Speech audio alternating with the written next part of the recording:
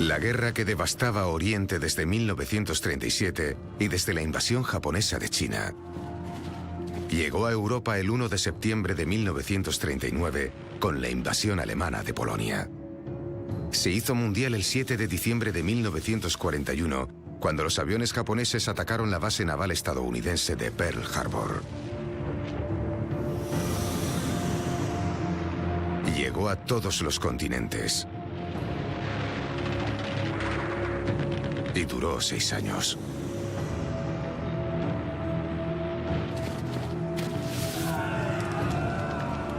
Terminó con un arma nueva para una época nueva.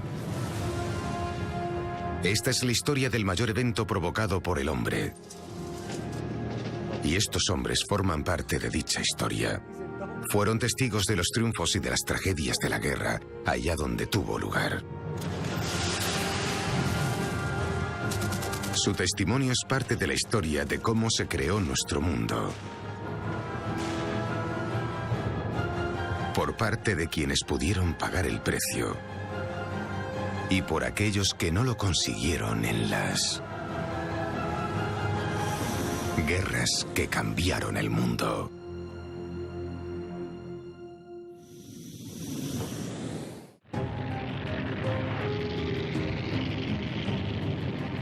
Los dos principales socios del eje habían cosechado un éxito extraordinario con sus ofensivas iniciales.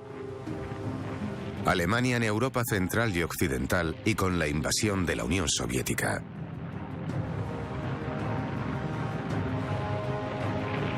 Japón en el Pacífico y en Birmania, Malasia, Filipinas y las Indias holandesas orientales.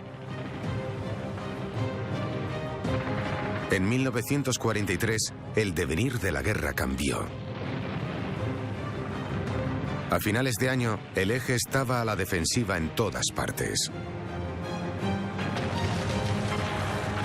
A lo largo de 1944, la fuerza de los aliados aumentó de manera generalizada.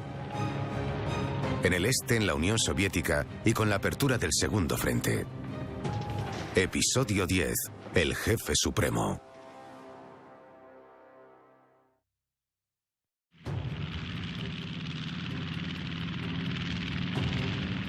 La campaña de bombardeos de los aliados en Alemania fue implacable. Los escasos recursos de la Luftwaffe, que podrían haber contribuido de manera valiosa en el frente del Este, estaban ocupados en la defensa de las ciudades y la industria alemana, al igual que lo estaban decenas de miles de militares. Durante 6 meses, desde septiembre de 1943 hasta el último día de mayo de 1944, los bombarderos británicos y estadounidenses martillearon los objetivos alemanes. Desde enero contaban con el apoyo de los cazas de escolta de largo alcance, con la entrada en servicio de los Mustang P-51B. Volábamos a 9.000 metros, sin calefacción. Hacía mucho frío en el avión.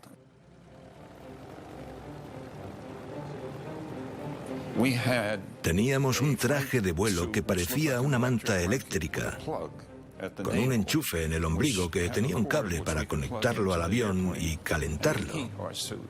Era realmente agradable, funcionaba. El comando de bombarderos siguió concentrándose en las ciudades. Alentado por los devastadores bombardeos que desataron una tormenta de fuego en Hamburgo y provocó más de 40.000 muertos, Arthur Harris se dirigió a la capital para iniciar la que se conocería como la Batalla de Berlín.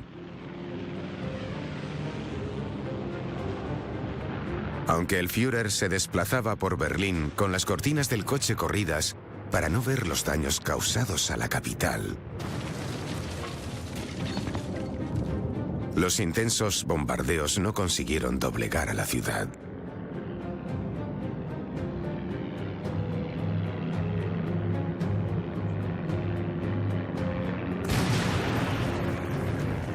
Cuando llegamos teníamos algo llamado G. En mi parte del avión tenía una pantalla que usaba para orientarme y donde veía exactamente dónde estaba.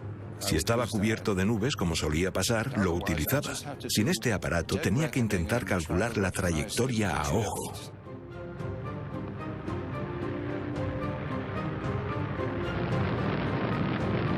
Atacar objetivos militares era más eficaz. La Semana Grande, en febrero, la aviación británica y el 8º y 15º Batallón del Ejército estadounidense lanzaron más de 15.000 toneladas de explosivos sobre fábricas de aviones y de componentes de aviones, provocando un daño permanente en la Luftwaffe. Durante todo el tiempo tuvimos la sensación de tener un propósito. La camaradería era excelente. La aceptación al perder un compañero era excelente. Jamás nos cuestionamos el estar allí o el no hacerlo. Nunca, nadie. En la primavera de 1944, ya estaba claro que los bombardeos no doblegarían a la población ni acabarían con la guerra. A finales de marzo, el Comando de Bombarderos inició un ataque sobre Nuremberg, en el que cayeron 94 aviones y murieron 540 tripulantes.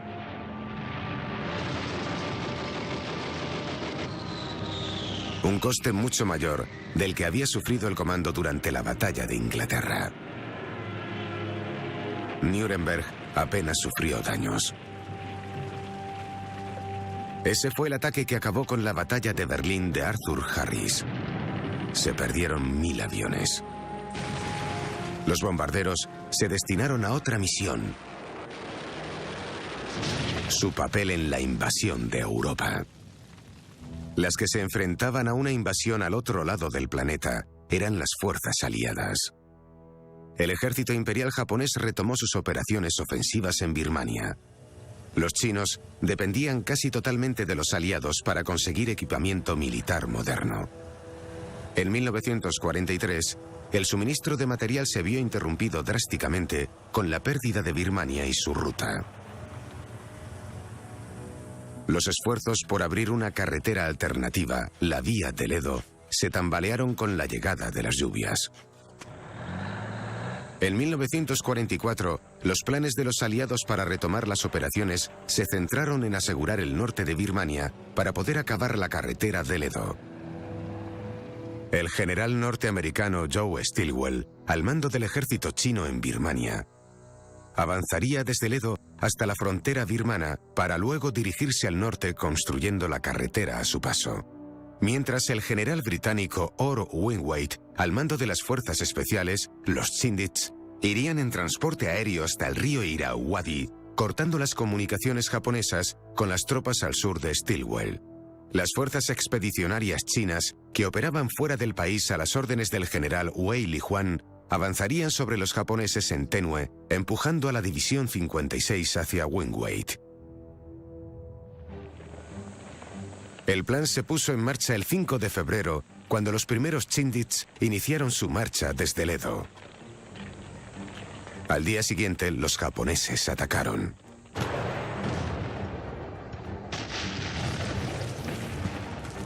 La División 55 avanzaba hacia el norte con la intención de girar y atacar al 15º Cuerpo Indio por detrás. Mientras continuaba la ofensiva japonesa, se suspendieron los intentos de avanzar en el estado birmano de Arakan.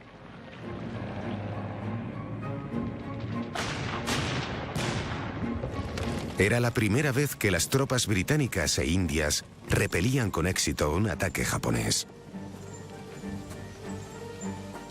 Yo estaba explorando a unos 90 metros de la sección Westonbury, pero no se veía nada. Solo se veía una masa verde. De repente oí un disparo, pero no podía avanzar, porque no sabía cuántos japoneses había. Solo hubo un disparo. Hirieron a nuestro cabo, y mientras lo sacaba pensé que me darían a mí. Vinieron los estadounidenses y bombardearon la colina en la que estaban los japoneses. Atacaron de noche.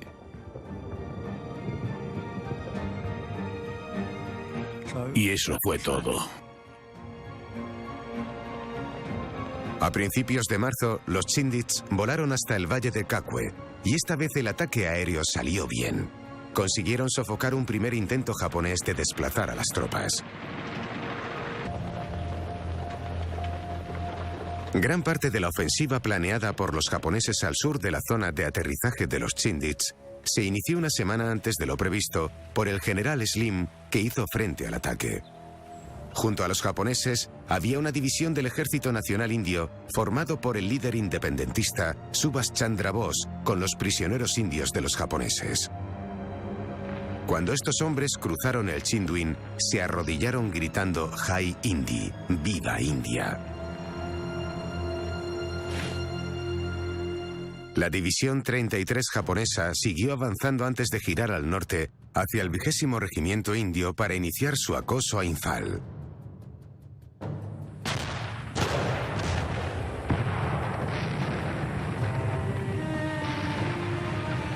Se ordenó al 20º Regimiento que tomara posiciones en la carretera de Imphal para defenderla. Durante 3 meses de cruentos combates, lo consiguieron.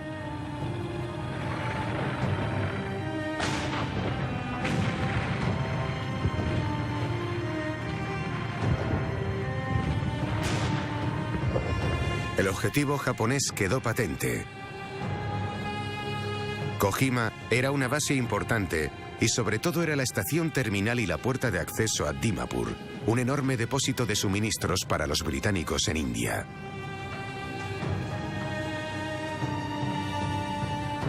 La 15ª División japonesa cortó la carretera entre Imphal y Kojima. Mientras cerraban la carretera en Kojima, el comando británico sufrió un revés. Oro Wingate, siguiendo la tradición de la excéntrica mística militar británica de Gordon de Khartoum y Lawrence de Arabia, murió en un accidente aéreo.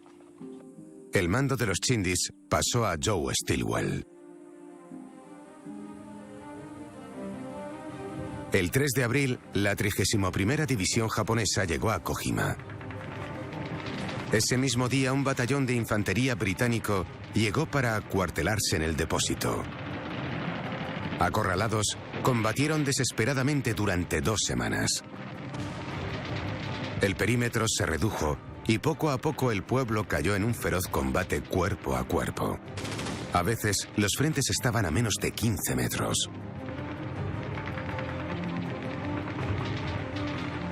Sobrevivíamos con lo que nos lanzaban en paracaídas.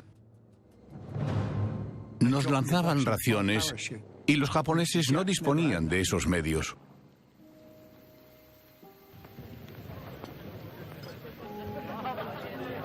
El fracaso de Japón a la hora de abastecer a sus tropas se tradujo en que el 60% de los 1.740.000 militares caídos durante la guerra fueron víctimas del hambre o las enfermedades. El 18 de abril, un batallón punjabi y un destacamento de tanques consiguieron abrirse camino hasta Kojima. Los defensores sufrieron 300 bajas, pero consiguieron resistir. Eso fue lo que hizo que los japoneses se retiraran. No iban a recibir más suministros. No tendrían medicinas. Lo intentaron por el este, pero los japoneses no conseguían que los vecinos les dieran comida. Así que a veces les obligaban. Se corrió la voz de huir del pueblo cuando vinieran. Los birmanos empezaron a perseguirles por abusar de ellos. Llegaron a matar a algunos. Estaban en un estado lamentable.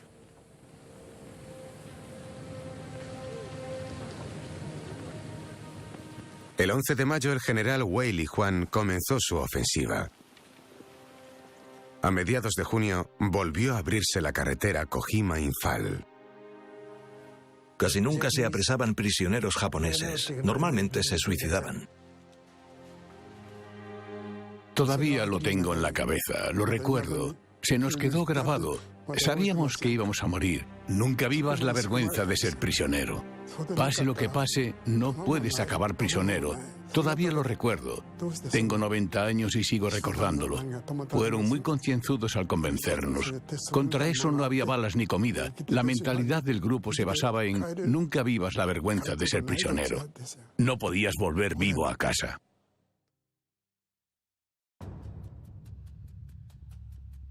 El campo de batalla indio-birmano no fue el único escenario de una operación ofensiva en el Pacífico durante 1944. Después de capturar y asegurar las islas Marshall y Gilbert, los aliados planeaban avanzar a las Marianas y después a Filipinas. Al igual que los estadounidenses, los japoneses miraban el mapa y veían la importancia estratégica de las Marianas. Pensaban responder al ataque que supuestamente harían los estadounidenses, desplegando una gran flota acompañada de la aviación destinada en las Marianas. Según el plan, juntas destruirían la flota de portaaviones de ataque estadounidense. La flota de portaaviones de ataque fue la fuerza naval más grande que se reunió jamás en el Pacífico. Se componía de 15 portaaviones y contaba con el apoyo de la Quinta Flota, compuesta de 7 acorazados y 21 cruceros de guerra. Además estaba la flota de desembarco, que transportaba a 4 divisiones completas de soldados e incluía otros 12 cruceros de escolta, 5 acorazados y 11 cruceros de guerra.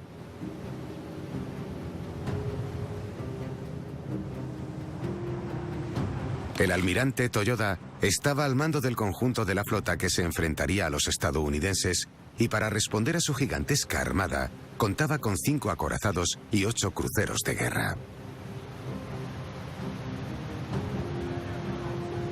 El 11 de junio comenzó el ataque a las Marianas con un bombardeo en el extremo norte de la isla.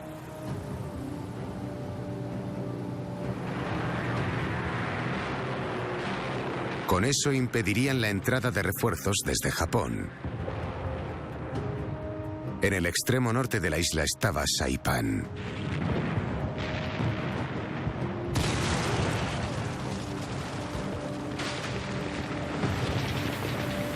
Con una guarnición de 32.000 hombres. El desembarco de Saipán se topó con una gran resistencia y se produjeron muchas bajas, en parte debido a que la flota y el apoyo aéreo tuvo que retirarse cuando se avistó a la fuerza naval japonesa y los navíos tomaron posiciones para la batalla del mar de Filipinas. El 19 y 20 de junio de 1944 tuvo lugar el mayor combate de portaaviones de la historia. Los japoneses atacaron primero lanzando varios misiles contra los portaaviones estadounidenses, pero los radares detectaron las ondas que produjeron. Al final, los japoneses perdieron 219 aviones y los estadounidenses 29. El primer día los submarinos hundieron 2 portaaviones japoneses. El segundo día, el comandante al frente de la mayor flota de portaaviones estadounidense, el almirante Mark Mitzer, atacó a los japoneses hundiendo un portaaviones y destruyendo 65 aviones. Los estadounidenses apodaron a la operación el Gran Tiro al Plato de las Marianas. Al final, los japoneses habían perdido 3 portaaviones y 480 aviones. Los estadounidenses perdieron 29 aviones y ningún navío. Las pérdidas en material y, lo que es más importante, de tripulación cualificada, debilitó de manera fatal y permanente a Japón. Encontrarían una original solución a su falta de pilotos cualificados, inspirándose en un nombre homenaje al viento divino, que en el siglo XIII destruyó 2 veces a la flota invasora mongola, salvando a Japón. Un viento llamado kamikaze.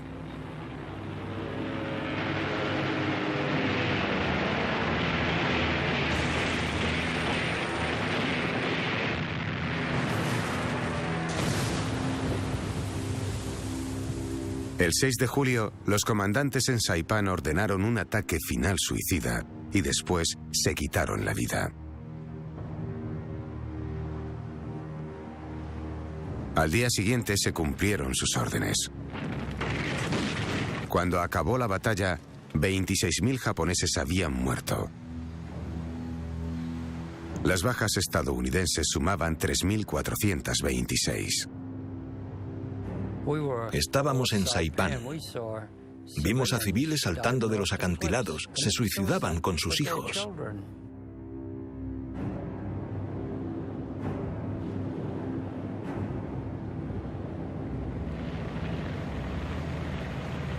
Diez días después de la caída de Saipán y ante las crecientes críticas por su gestión de la guerra, el general Hideki Toyo dimitió como primer ministro. 3 días después, la primera división de la Marina estadounidense llegó a Guam. El 24, las divisiones segunda y cuarta de la Marina llegaron a Tinian. Allí la resistencia concluyó el 1 de agosto y en Guam el 10. Aunque el último soldado japonés no se rendiría hasta 1960. Tomamos Guam y yo cogí la malaria. 40 de fiebre. Me trataron un poco a bordo, pero me enviaron a casa. Lo creas o no, me mandaron a casa. Solo los que han servido saben lo que se siente. Oír tu nombre, hacer el petate y volver a casa.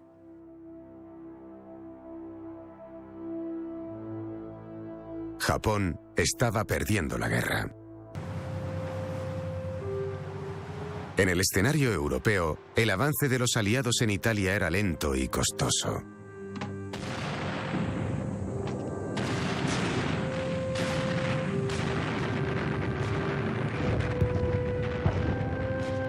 Las tropas desembarcaron en septiembre de 1943 y se dirigieron al norte, hacia Roma, y la primera línea defensiva de los alemanes, la línea Gustav.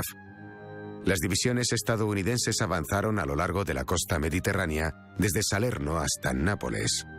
Y el octavo ejército británico se unió a los comandos que habían desembarcado en Termoli, en la costa adriática.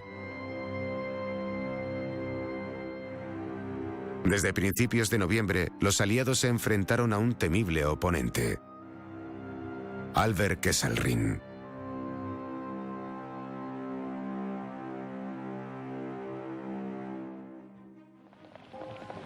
A finales de noviembre, Montgomery lanzó al octavo ejército contra la línea Gustav, rompiendo la defensa en el este.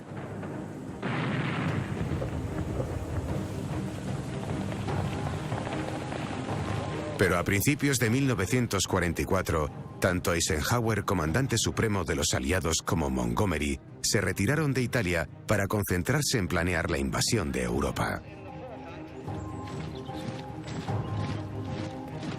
Además, en enero de 1944, y a pesar de haber perdido a 4,5 millones de soldados, las Fuerzas Armadas alemanas alcanzaron su máximo apogeo: 9,5 millones de hombres.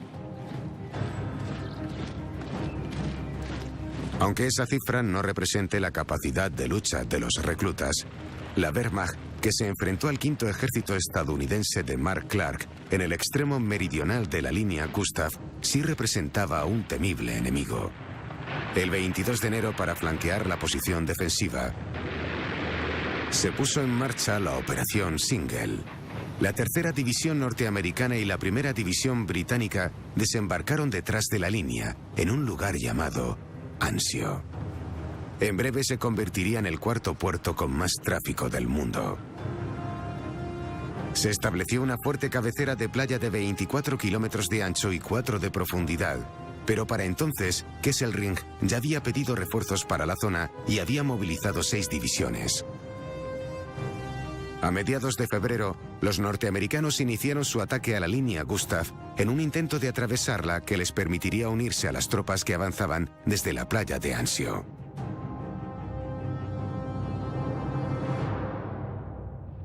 Una semana después, destituyeron al comandante estadounidense en Anzio en castigo por la falta de avance.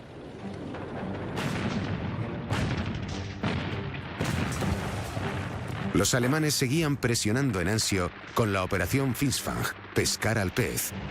y solo consiguieron mantenerlos a raya gracias a la supremacía de la aviación aliada.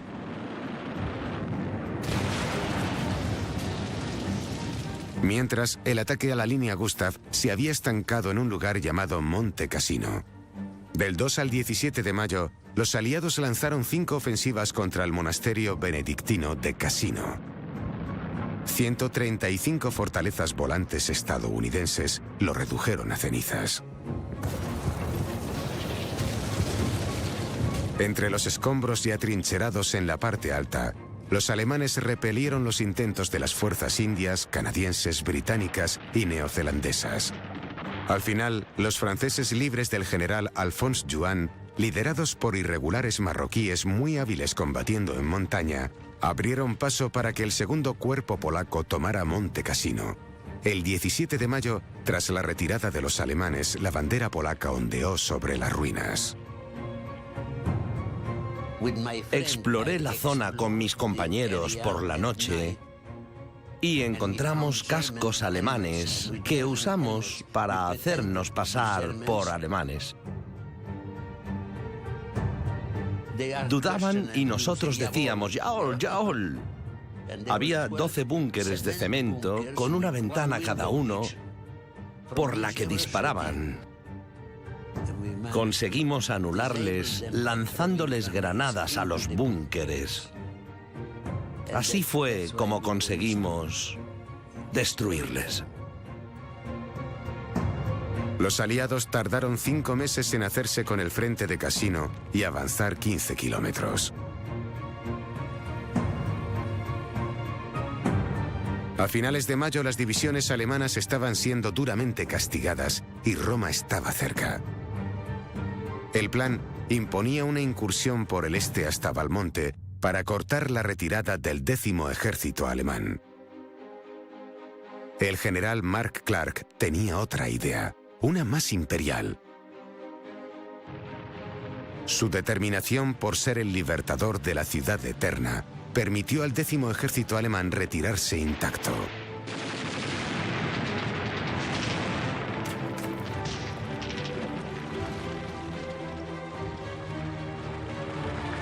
El 5 de marzo, Mark Clark entró en Roma con sus tropas. No recibió la bienvenida que esperaba. Al día siguiente era el día D. Los aliados tardaron 9 meses en avanzar desde el dedo del pie a la rodilla, con un coste de 40.000 bajas en el bando aliado y 25.000 en el de los alemanes. El deshielo primaveral había transformado el frente. Esto significaba que los rusos podían empezar su ofensiva. El 4 de marzo empezaron a avanzar. Pero avanzaban sin uno de sus mejores comandantes, Nikolai Batutin, muerto por las heridas recibidas cuando le acorraló la guerrilla que defendía la independencia de Ucrania.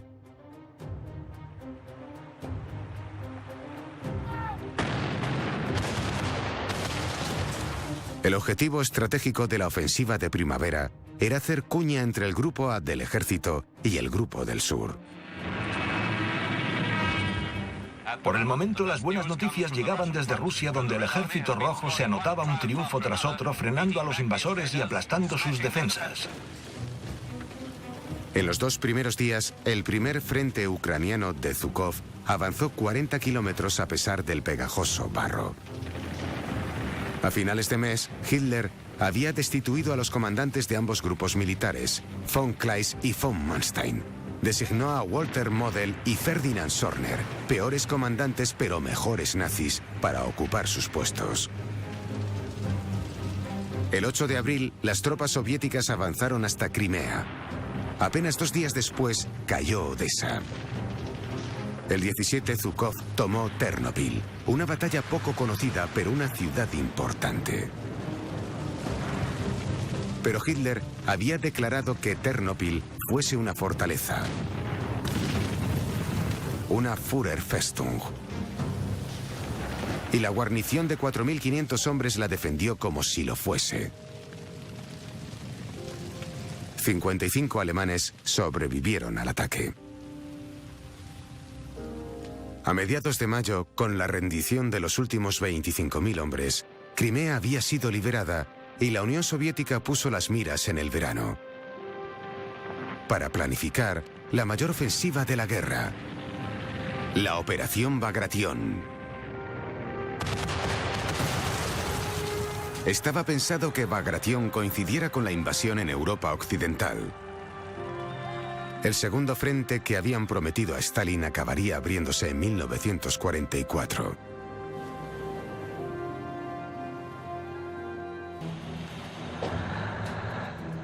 Los planes para el segundo frente llevaban en marcha desde abril de 1943. Cientos y cientos de hombres y mujeres sin ayuda de ordenadores, calculadoras ni teléfonos móviles organizaron la logística que entregaría, apoyaría, abastecería y reforzaría una gigantesca fuerza de invasión que atravesaría 35 kilómetros por un mar impredecible para desembarcar en unas playas muy defendidas. Al frente de la operación de invasión estaba von Rundstedt. Al frente de las tropas que frenarían el desembarco, el grupo B del ejército, Erwin Rommel. Aunque el día D, Rommel estaba exento de servicio. Era el cumpleaños de su mujer. Al mando de von Rundstedt había 850.000 hombres, entre los que se encontraban 60.000 rusos que prefirieron luchar como soldados a morir como prisioneros. Los alemanes tenían menos tanques para la defensa de Francia en 1944 de los que habían reunido para la conquista de 1940. Pero contaban con la muralla del Atlántico fortificada, una idea de Hitler que se extendía por más de 2.000 kilómetros y que contaba con 12.000 búnkeres. 2 millones de esclavos trabajaron durante 2 años en la construcción de la muralla. Gran parte del armamento procedía del saqueo en la línea Maginot.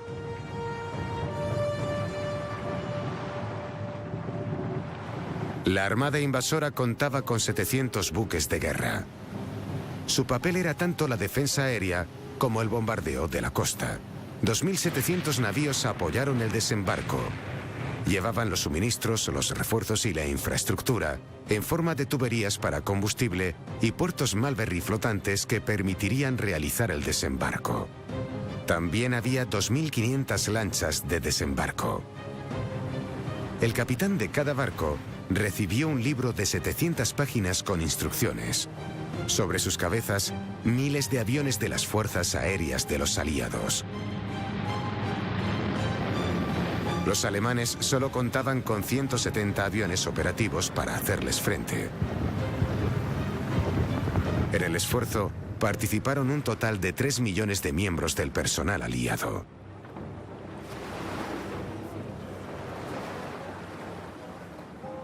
$5.000 navíos reunidos para la invasión de Normandía. Era digno de verse. Veías el horizonte lleno de barcos. Parecían pequeños puntos que se iban haciendo más grandes y luego aparecieron en la playa de Normandía. Todo el que estuvo allí habla de los barcos, de los aviones. Nadie olvidará nunca algo así. Al atravesar el convoy, había tantas lanchas de desembarco que los marineros hablaban entre ellos usando los brazos. Estaban tan cerca que podían hablar de una lancha a otra. Fue muy duro. En la lancha no había dónde refugiarse. Yo me encontraba mal y rezaba para que vinieran los alemanes y nos hundieran. Me pasé la noche en mi litera. Estaba claro que nos esperaba un largo día. Los invasores desembarcaron en una franja de 90 kilómetros con 5 playas a lo largo de la costa normanda. Los nombres que los aviadores pusieron a esas playas son una parte indestructible de la historia de la guerra. El 21º Cuerpo Armado del general Montgomery partió de Gran Bretaña siguiendo la costa. El primer ejército estadounidense con el general Bradley desembarcó en las playas de Utah y Omaha. el segundo ejército británico con el general Dempsey desembarcó en Gol, Juno y Sworth. Las fuerzas 82 y 101 aerotransportadas de Estados Unidos se lanzaron detrás de Utah.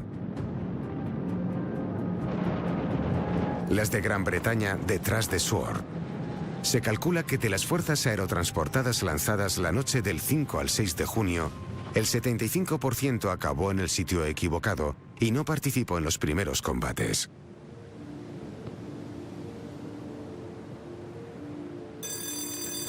Rommel contaba con 34 divisiones para frenar el desembarco, pero muchas estaban mal orientadas.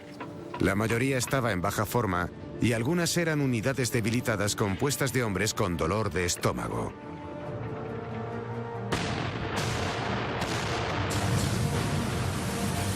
Cinco divisiones aliadas llegaron a tierra. La primera, la cuarta división de infantería estadounidense, desembarcó a 100 metros de su objetivo debido a una fuerte corriente, pero acabaron en una posición con menos defensa. 23.000 hombres de la cuarta división desembarcaron en el día D. Solo hubo 197 bajas. En Omaha, la historia fue muy distinta.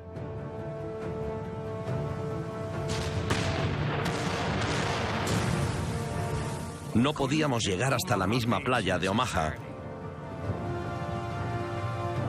Así que teníamos que bajar la rampa y meternos todos en el agua. Mucha gente se hundió por el peso del equipo y algunos se ahogaron. La playa de Omaha está dominada por unos acantilados desde los que la primera y 29ª divisiones estadounidenses sufrieron un fuego intenso. Los tanques flotantes salieron antes de tiempo y acabaron varados, dejando a la infantería sin apoyo. Al final del día desembarcaron 55.000 hombres, pero el coste fue de más de 4.600 bajas. La primera playa de izquierda a derecha era Gol, donde desembarcó la 50ª División Británica con el apoyo de la 8ª Brigada Acorazada. Entré en el agua, me llegaba al pecho y salí del agua en la playa y no habría dado más de 3 o 4 pasos cuando mi compañero cayó a mi lado y la sangre le salía a chorro. Me agaché y oí: «Vamos, Charlie, vamos». Alguien me gritó que saliera de la playa, que saliera. No hacía falta que me lo dijera, era justo lo que iba a hacer.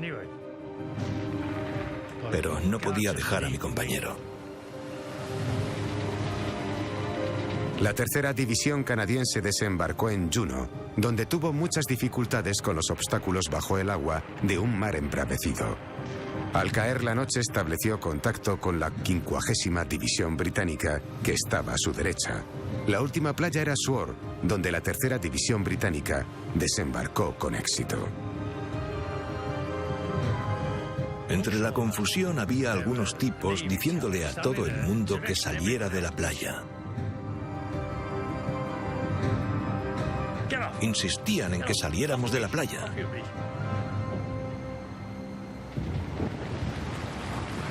Uno de ellos se miraba el hombro de una manera realmente estúpida. Se le estaban desprendiendo trozos del brazo con los impactos de las balas. Le estaban descargando una ráfaga en el hombro y él simplemente se lo miraba. A saber cuántos hombres se perdieron así.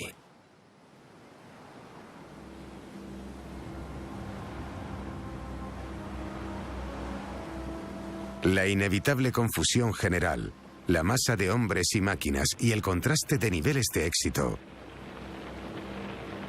generó la oportunidad de que los defensores, que al principio estaban desconcertados y tardaron en responder, se reagruparan.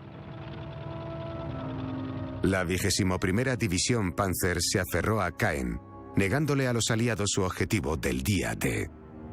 La defensa de la ciudad se prolongó un tiempo.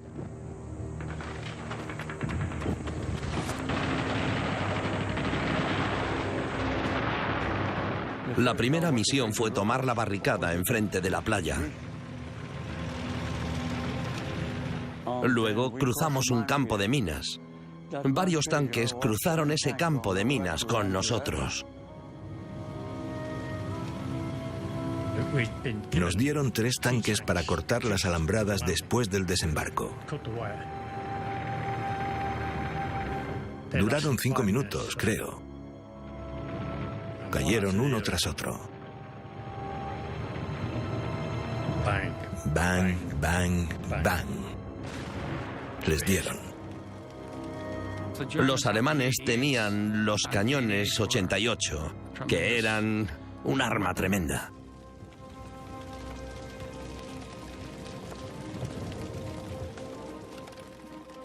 A finales del 6 de junio, las unidades comenzaron a ampliar el perímetro alejándose de las playas, lejos de la línea objetivo prevista, pero adentrándose en los pueblos o detrás de la costa.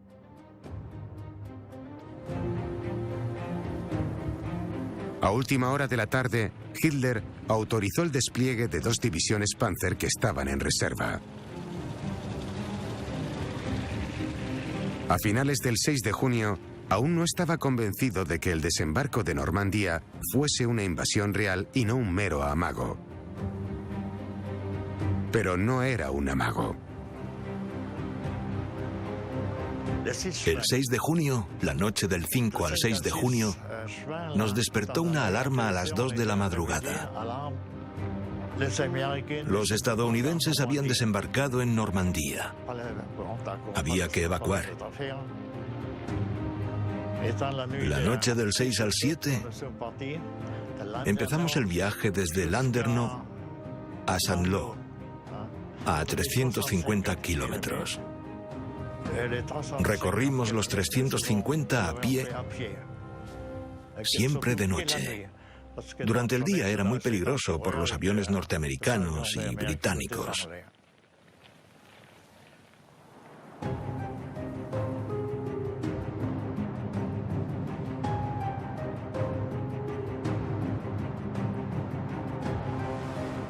Al acabar el primer día, los aliados estaban lejos de sus líneas objetivo en prácticamente toda la extensión de la invasión, pero tenían 156.000 hombres en la playa para estabilizarla y defenderla. Controlaban el cielo y el apoyo naval seguía intacto, lo que significaba que no habría problemas con los refuerzos y el abastecimiento. No habían ido a pasar el día en la playa.